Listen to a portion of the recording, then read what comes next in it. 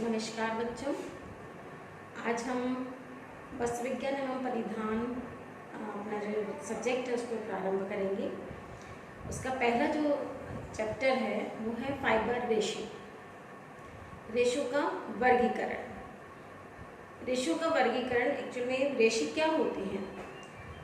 वस्त्र के सबसे छोटी जो इकाई होती है वो रेशा कहलाती है। इसकी यही परिभाषा है कि वस्त्र की सबसे छोटी इकाई जिसे कि रेशा कहते हैं, क्योंकि इसी रेशे के द्वारा पूरा वस्त्र का निर्माण किया जाता है। वस्त्र अगर हम देखें तो रेशा जो है वो अपनी चौड़ाई की मुकाबले कहीं 100 गुना ज़्यादा वो लंबा होता है। उसकी चौड़ाई बहुत कम होती है और लंबाई बहुत अधिक होती है। हालांकि हमें अलग अलग स्थान से प्राप्त जो रेशे होते हैं वो अलग अलग लंबाई के प्राप्त होते हैं और उन्हें उसी के अनुसार उनके गुण परिवर्तित होते रहते हैं। रेशा एक किसी भी वस्त्र की मूल इकाई है, हम इसको मूल इकाई कह सकते हैं। इसका अध्ययन करने पर हमें पता चलता है कि यह रेशा किसी पहले के समय में अधिकतर हमें रेशा जो है वो प्रकृति से ही प्राप्त हुआ करता था। प्रकृति से, चाहे पेड़ पौधों से प्राप्त हो या किसी जंतु से प्राप्त हो या खनिज से प्राप्त हो।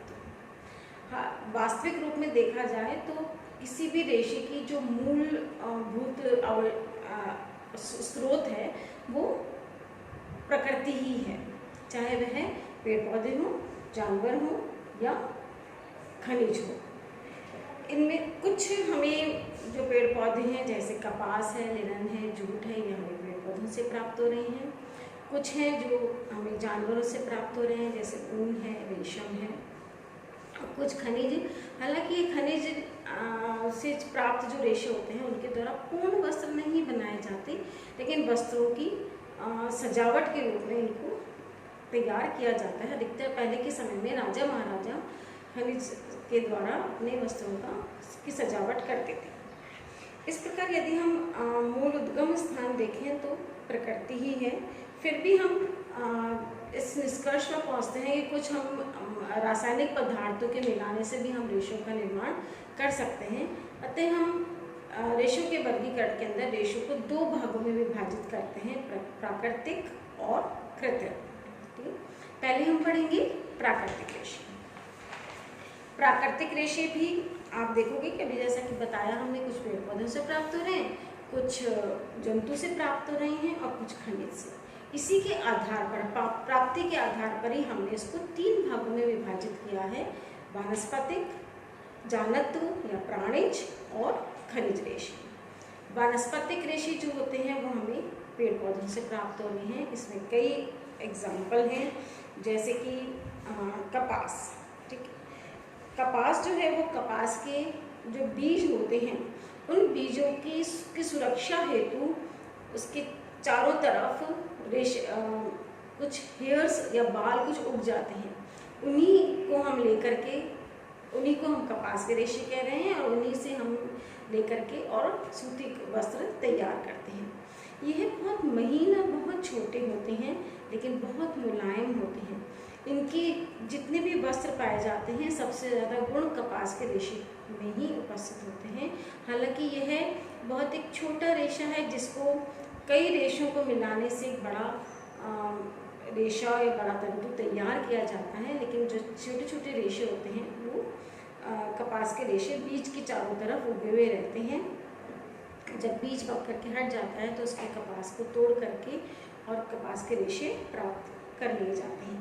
पहले के समय में कपास के रेशे केवल हमें सफ़ेद ही प्राप्त होते थे। बहुत समय पहले मलमल जो है वो कपास के रेशे से ही बनाई जाती थी, जो कि बहुत ही मुलायम वस्त्र है, बहुत फेमस वस्त्र है, बहुत उपयोगी वस्त्र है। साथ में हर काम, घर के हर काम के लिए, तन ढकने के लिए सभी के लिए। आज के समय में इस कपास के ऊपर कई एक्सपेरिमेंट किए जा चुके हैं। इसके रेशे को कुछ लंबा बनाया जा चुका है।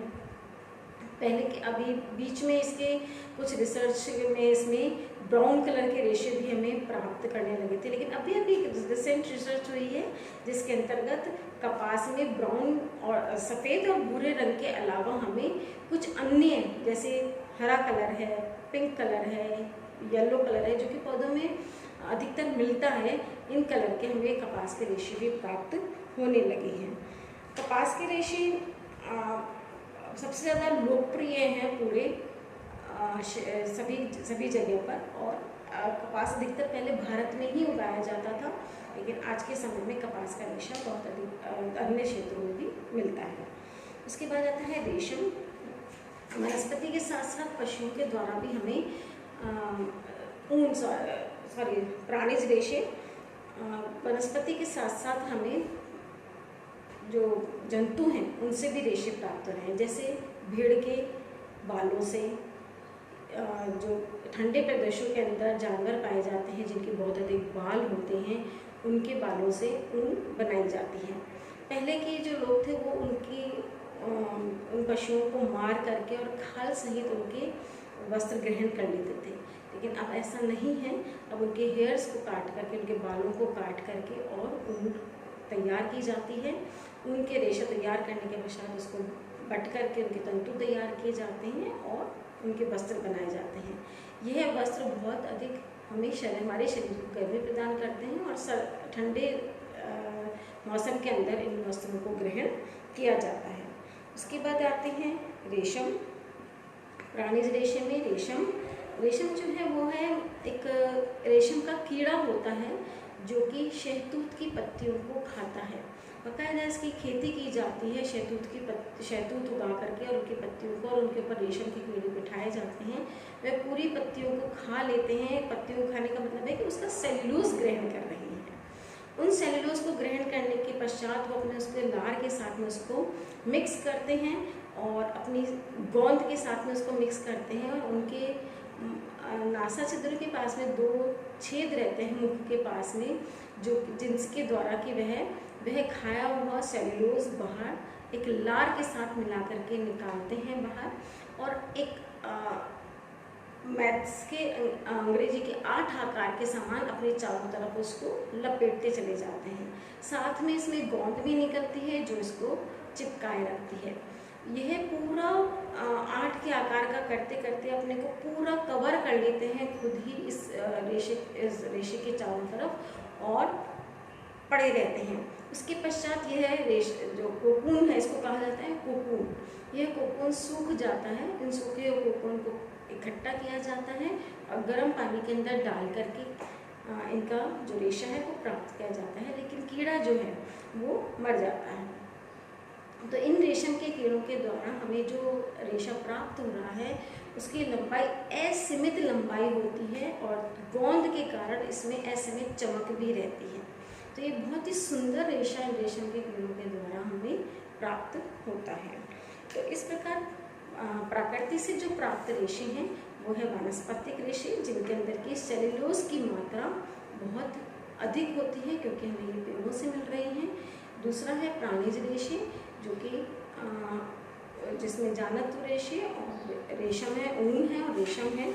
इनके अंदर प्रोटीन की मात्रा अधिक पाई जाती है ऊन के अंदर, क्योंकि हमें जानवरों से प्राप्त हो रही है। और रेशम जो है वो एक बहुत ही चमकदार और बहुत अधिक लंबाई युक्त रेशा है।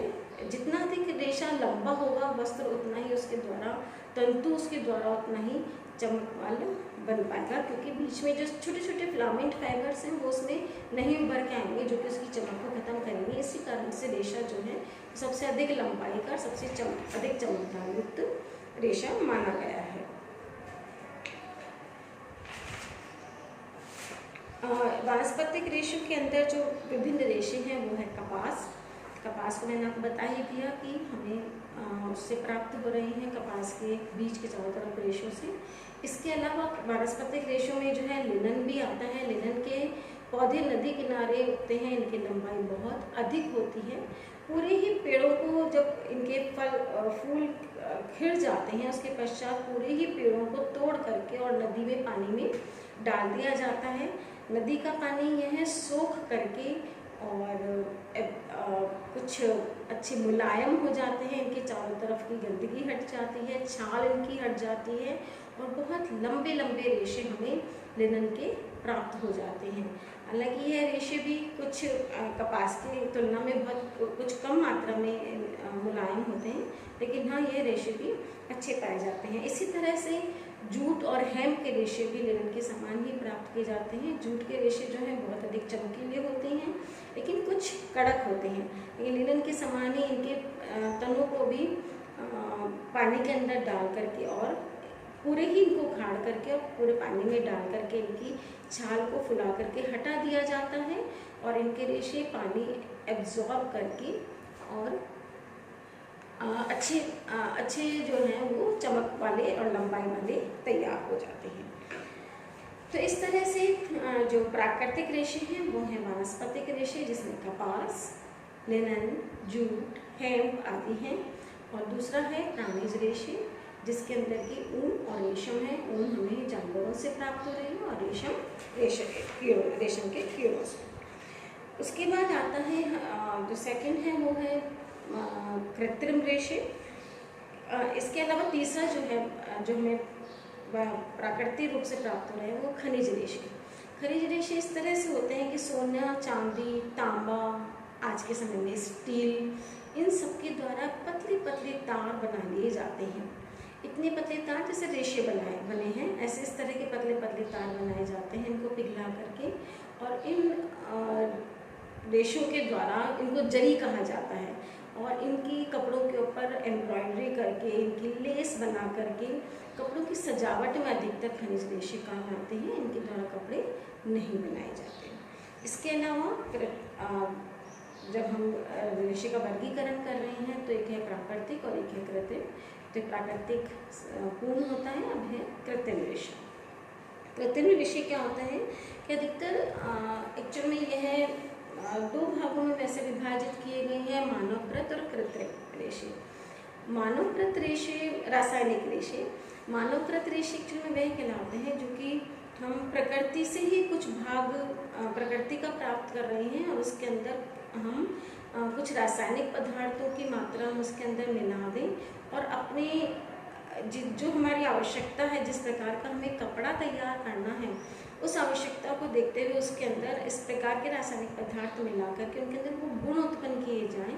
जैसे कि मैं आपको एग्जांपल देती हूँ कि पेड़ पौधों से तने की लुगदी के द्वारा, अनाज के बीज के भागों के द्वारा, पत्तों के द्वारा, इन सब के इकट्ठा करके और इनकी एक पूरी लुगदी तैयार करके, एक पेस्ट तैयार करके, और उसके अंदर अपने आवश्यकता अनुसार गुणों को प्राप्त करने के लिए उनके अंदर रासायनिक पदार्थ कार्बन, हाइड्रोजन, ऑक्सीजन तथा दूसरे रासायनिक पदार्थों को उनको समाहित किया जाता है, और पूरा एक उसका पल्प बना करके या पेस्ट बना करके और एक फनल में से निकाला जाता है। फनल का छिद्र इतना महीन होता है, अत्यंत सूक्ष्म होता है, और उसके द्वारा लंबे लंबे रेशे फैला दिए जाते हैं, और कृत्रिम रूप से ही उन रेशों को सुखा दिया जाता है। इतना अत्यंत सूक्ष्म रेशा, जैसे कि कपास या रेशम का कि जैसे कीड़े ने अपने मुख से छिद्र से जो निकाली थी लार,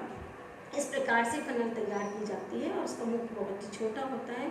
उसके द्वारा लंबे लंबे रेशे तैयार किए जाते हैं, और यह लंबे लंबे रेशे क्योंकि हम अपनी आवश्यकता अनुसार तैयार कर रहे हैं, तो इनमें चमक भी होती है, इनमें नहीं टूटने वाला गुण भी होता है, इनमें बंधने का गुण भी पाया जाता है। तो अधिक एक्चुअल में हम इसको मानवकृत इसलिए कह रहे हैं कि कुछ भाग हमने प्रकृति से प्राप्त करा है ना। तो प्रकृति से प्राप्त कुछ भाग और उसके साथ में उसके रासायनिक पदार्थ उसके अंदर मिला करके हम मानवकृत रेशे तैयार करते हैं। मानवकृत रेशे जो हैं वो जैसे नाइट्रोसेल्युलोज रेयॉन, विस्कस है, और कुप्रामोनियम, ये है मानवकृत। इसके अलावा हम रासायनिक कृत्रिम रेशे के अंदर दूसरा हम देखें रासायनिक रेशे। हालांकि कई लोग दोनों को ही रासायनिक भी कह रहे हैं क्योंकि दोनों के अंदर रासायनिक पार्ट है, लेकिन उसमें रासायनिक रेशे के अंदर किसी भी तरह से प्रकृति से प्राप्त पदार्थ नहीं है, केवल रासायनिक पदार्थों को ही इस तरह से मिलाया जाता है, इस तरह से रासायनिक पदार्थ मिला करके उनकी लुगदी तैयार की जाती है, जिसको हम नायलॉन सॉल्ट बोलते हैं। उस नायलॉन सॉल्ट को तैयार करके वही फनल के छिद्र में से, सूक्ष्म छिद्र में से निकाला जाता है, और लंबे जितनी लंबाई के हमें रेशे चाहिए उतनी लंबाई के रेशे बना सकते हैं हम इन दोनों विधियों के द्वारा। तो हम जो रेशे का जो आज वर्गीकरण मैंने आपको बताया है वो दो है, प्राकृतिक और कृत्रिम। प्राकृतिक रेशे हैं वानस्पतिक, प्राणिज और खनिज। वानस्पतिक में आपके कपास, लिनन, जूट, हेम्प ये आ जाते हैं। प्राणिज के अंदर आपके ऊन और रेशम आ जाते हैं। ऊन जो कि हमें जानवरों से प्राप्त हो रहा है, भेड़, बकरी, ऊँट, लामा, इन सब से प्राप्त हो रहा है। बर्फीले प्रदेशों के अंदर जो पाए जा रहे हैं जानवर, खरगोश। इसके अलावा जो रेशम का कीड़ा है वो रेशम तैयार कर रहा है। इसके अलावा खनिज जो रेशे हैं जिन्हें हमने जरी कहा है वो सिर्फ सजावटी कामों में आते हैं। और कृत्रिम रेशे जो हैं, कृत्रिम रेशे भी दो भागों में विभक्त किए गए हैं, मानवकृत और रासायनिक रेशे। मानवकृत जो रेशे हैं वो है नाइट्रोसेल्यूलोज, जिसको हम भी कह सकते हैं, विस्कस और अमोनियम। और रासायनिक केवल रासायनिक पदार्थों के द्वारा प्राप्त बनाया जा रहा है। हमें पेड़ पौधों से हम कुछ भी प्राप्त नहीं कर रहे, इसलिए इन्हें हमें रासायनिक अलग श्रेणी दी गई है, जैसे कि नायलॉन, डेक्रोन आदि। तो इस प्रकार यह है रेशों का वर्गीकरण। मैं इसके आपको नोट्स की PDF भी भेज रही हूँ, जिसे आप पढ़िएगा और अपना एक चैप्टर आप तैयार करिएगा। धन्यवाद।